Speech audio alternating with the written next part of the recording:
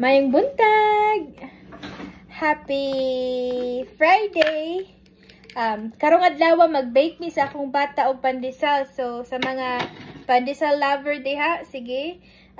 At tangin ninyo kay akong i-share ang akong recipe sa pandesal. So kay baw ko nga ang mga Pinoy mahilig talaga sa pandesal. So part na sa atong kabuntagon ang pandesal. So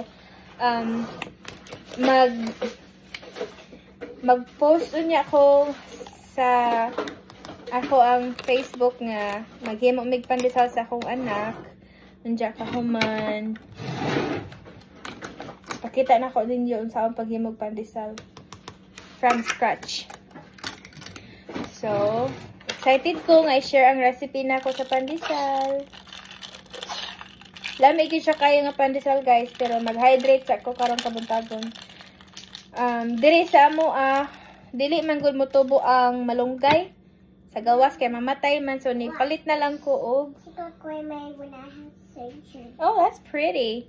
So nagpalit na lang ni aning organic nga powder nga moringa kay wala man mamatay man akong mga kamunggay kung naa siya sa gawas labi nagtugnaw. Dili niya kaya ang tugnaw guys, magkurog-kurog ang kamunggay mamatay, so mao na lang na. Pero karong tingtanom na gali, magtanom na pud ko og kamunggay.